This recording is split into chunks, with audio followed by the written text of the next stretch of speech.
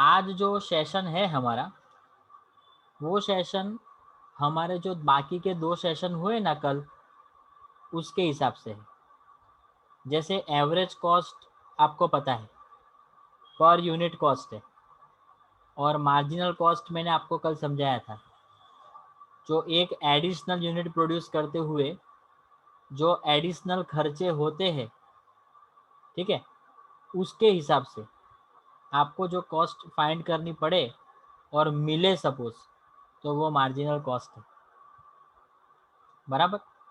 दूसरी एक बात आपके साथ शेयर करूंगा, ये इंटर रिलेशनशिप का पॉइंट है। ये most most most IMP short note है, लिख दो उधर बाजू में। ये मोस्ट आईएमपी शॉर्ट नोट है बेटा, जिसको आप अच्छे से प्रिपेयर करें तो अच्छा रहेगा। अभी कंसेप्ट तो आपके पास है कि व्हाट इज एवरेज कॉस्ट और व्हाट इज मार्जिनल कॉस्ट, और ये दोनों कॉस्ट बहुत इम्पॉर्टेंट है जब आप प्रोडक्शन कॉस्ट फाइंड करते हो तब। Cost per unit of production या आउटपुट एवरेज कॉस्ट है, और मार्जिनल कॉस्ट का मतलब एक्स्ट्रा यूनिट कमोडिटी का प्रोड्यूस करने से जो एक्स्ट्रा खर्चा आता है, खर्चा बढ़ता है, वो मार्जिनल कॉस्ट है। प्रोड्यूसर जब लॉन्ग रन में सोचता है कि उसको प्रोडक्शन कंटिन्यू करना चाहिए, कम करना चाहिए, बढ़ाना चाहिए, कि बंद करना चाहिए, वो डिसीजन मेकिंग जो भी उसका होगा, वो ये 2 कॉस्ट के हिसाब से होगा। कि सपोज वो अपना प्रोडक्शन कंटिन्यू करना चाहता है, तो वो कंपेयर करे क्या, कि जो लॉन्ग रन में सपोज प्रोडक्शन चालू रखना चाहता है, तो एवरेज कॉस्ट से ज़्यादा उसको सेलिंग प्राइस मिलनी चाहिए। जैसे लॉन्ग रन में ये ट्यूब ब्रश की एवरेज कॉस्ट 10 रुपये है, और मार्केट में ये ट्यूब ब्रश 15 रुपये में बिकता है, तो 10 रुपये तुम्हारा कॉस्ट है और 5 रुपये तुम्हारा प्रॉफिट है। तो लॉन्ग रन में जब एवरेज कॉस्ट से ज़्यादा कमाने का मौका मिलेगा, तो प्रोड्यूसर अपना प्रोडक्शन कंटिन्यू करेगा। तो व्हाट अबाउट शॉर्ट रन? तो शॉर्ट रन में भी प्रोड्यूसर डिसाइड करेगा कि उसको प्रोडक्शन कंटिन्यू रखना है कि नहीं, पर जब वो डिसाइड करेगा रखना है कि नहीं, तब वो देखेगा मार्जिनल कॉस्ट। ये डिफरेंस मेन है कि लॉन्ग रन में प्रोडक्शन कंटिन्यू रखना है कि नहीं रखना है, वो एवरेज कॉस्ट के कंसेप्ट से पता चलेगा, और शॉर्ट रन में प्रोडक्शन कंटिन्यू रखना है कि नहीं रखना है, वो मार्जिनल कॉस्ट से पता चलेगा। तो मार्जिनल कॉस्ट हो या एवरेज कॉस्ट, जब प्रोडक्शन के मामले में डिसीजन मेकिंग करना हो, तो उसके हिसाब से बेटा ये दोनों कॉस्ट का महत्व है। ये दोनों को अच्छे से सीखनी है, उनका टेबल स्टडी करना है, ग्राफ स्टडी करना है, एनालिसिस करना है, और उसके मुताबिक आगे बढ़ना है। लॉन्ग रन हो, प्रोडक्शन कंटिन्यू रखना हो, तो एवरेज कॉस्ट को कंसिडर करेंगे। शॉर्ट रन हो, प्रोडक्शन कंटिन्यू रखना है, तो हम मार्जिनल कॉस्ट को कंसिडर करेंगे। बोलो, बढ़िया है? ओके, तो चलिए आ जाओ कि जो रिलेशनशिप है किसके बीच में, average cost and marginal cost के बीच में, होल्ड्स एन इम्पॉर्टेंट प्लेस, वो उसका महत्वपूर्ण स्थान है। किसकी स्टडी में? In the study of, underline करना, प्रोडक्शन कॉस्ट। आप प्रोडक्शन करने के बाद जो कॉस्ट पाते हो या पाना चाहते हो, उसमें सबसे महत्वपूर्ण प्लेस ये 2 कॉस्ट का है, जिनका नाम एवरेज कॉस्ट और मार्जिनल कॉस्ट है। बोलो, ठीक लगता है? ऑल वेल, आगे बढ़ूँ? ओके, अभी मीनिंग दिखाऊंगा, व्हाट इज़ एवरेज कॉस्ट और व्हाट इज़ मार्जिनल कॉस्ट। वो आपको पता ही है, सिर्फ यहाँ सिंप्लीफाइड कर रहा हूँ कि cost per unit cost per unit of output is called average cost. तो पर यूनिट जो कॉस्ट है आउटपुट की, उसको एवरेज कॉस्ट बोलेंगे। एंड द मार्जिनल कॉस्ट क्या है? Is the cost increase to produce 1 extra unit of commodity. जब एक यूनिट ज़्यादा बढ़ाते हो तो जो कॉस्ट आपका बढ़ता है, कॉस्ट इंक्रीमेंटल लेवल के हिसाब से सेट होता है, उसको बेटा हम मार्जिनल कॉस्ट बोलते हैं। एक प्रोडक्शन यूनिट का लेवल बढ़ाया तो उसकी वजह से आपकी कॉस्ट ऑफ प्रोडक्शन में जो इंक्रीमेंट हुआ, वो इंक्रीमेंट मार्जिनल कॉस्ट कहलाता है। बोलो ठीक है।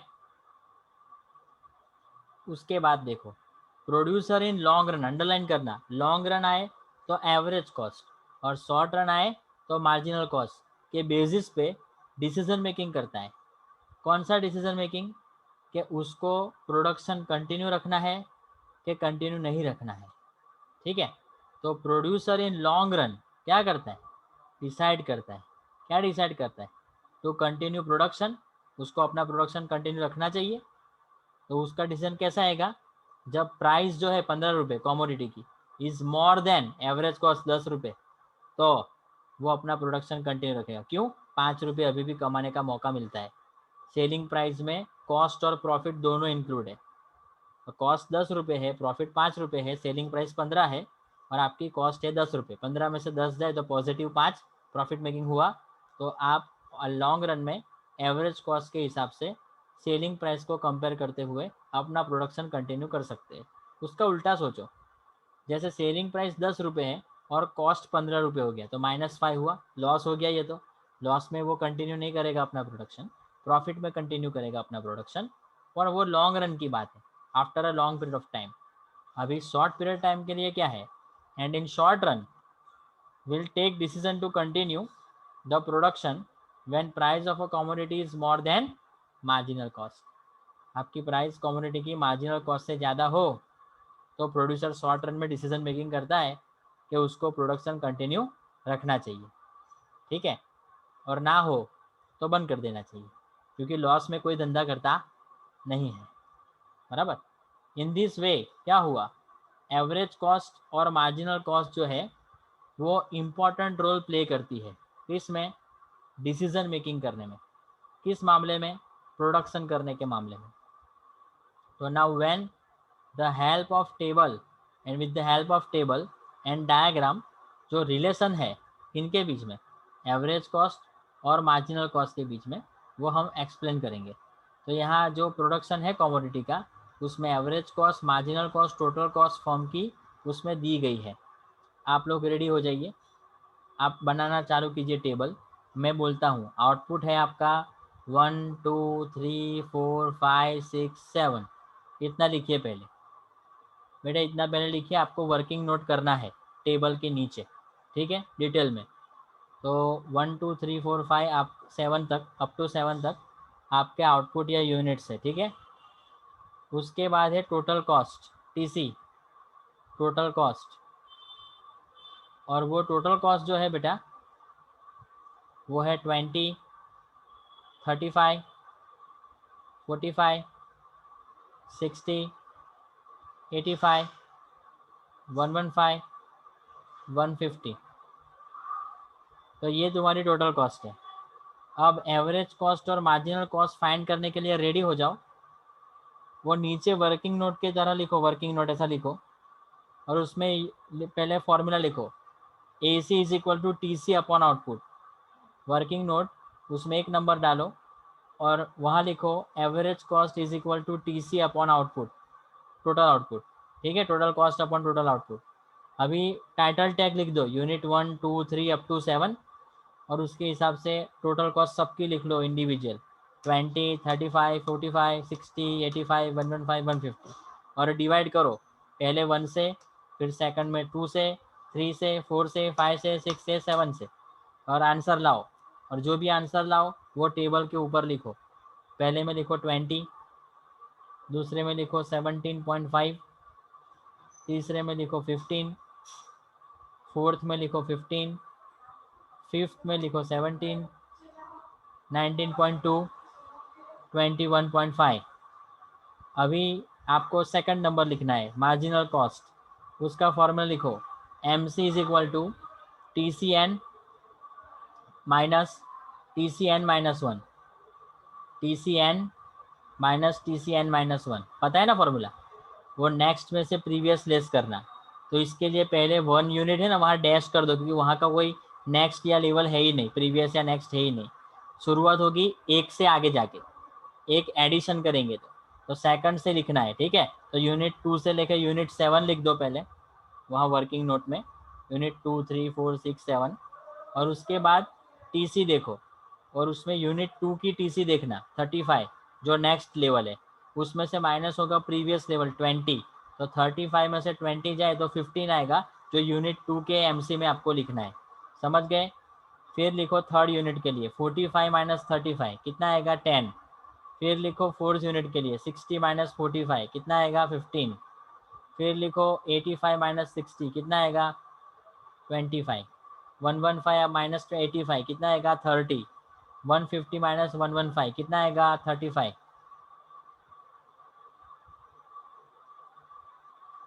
ओके, समझ में आ रहा है जो बोल रहा हूँ मैं? ठीक है, तो कहने की बात ये है बेटा, समझने की, कि ये आपने मार्जिनल कॉस्ट फाइंड किया। अब थोड़ा एनालिसिस करते हैं, टेबल पे आ जाओ।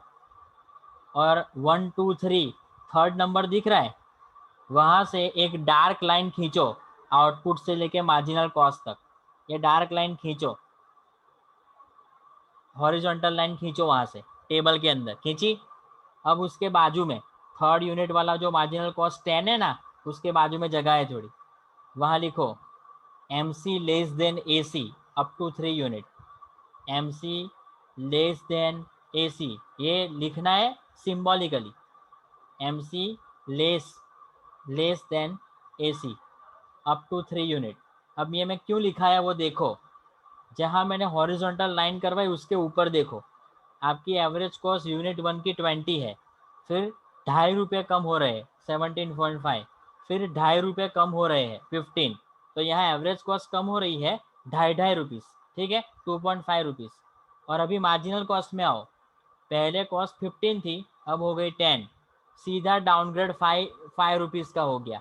तो यहाँ क्या इंडिकेशन मिल रहा है कि मार्जिनल कॉस्ट जो है वो ज़्यादा कम हो रही है, ज़्यादा जल्दी कम हो रही है। किससे? एवरेज कॉस्ट जिस हिसाब से कम हो रही है उससे। ये पहला पार्ट समझाया। इसलिए मार्जिनल कॉस्ट का जो कम होना है, marginal cost is less than ऐसे का मतलब क्या, मार्जिनल कॉस्ट का कम होना जो है वो ज़्यादा है। किससे? एवरेज कॉस्ट के कम होने से। समझे बेटा रीजा क्या बोला मैंने? पक्का दोनों? अब ये फोर्थ यूनिट है ना, वहां से एक हॉरिजॉन्टल लाइन खींच लो, वहां से खींच लो, जो थर्ड पे खींची थी ना वैसी फोर्थ पे खींचो। और वो फोर्थ MC15 है ना, उसके बाजू में लिखो MC is equal to AC। देखो 15-15 इक्वल हो गए। एक जगह ऐसी है जहाँ एवरेज कॉस्ट और मार्जिनल कॉस्ट इक्वल होती है। क्या होती है बेटा? इक्वल। और अभी जो बाकी के पॉइंट है 5, 6, 7, ठीक है, ऑल वेल। तो वो 5, 6, 7 में 7 है ना, वहाँ हॉरिजॉन्टल लाइन करो, पर लिखना बीच में in middle MC greater than AC 0.567 ऐसा लिखना, MC ग्रेटर देन AC। अब देखो MC जो 25 है वो 30 हुई 35 हुई, पहले 15 थी, 4 यूनिट से देखो 15 से 25, 10 का इंक्रीमेंट, फिर 5 का इंक्रीमेंट, फिर 5 का इंक्रीमेंट, तो बढ़ी, तो 10, 5, 5 के हिसाब से बढ़ी।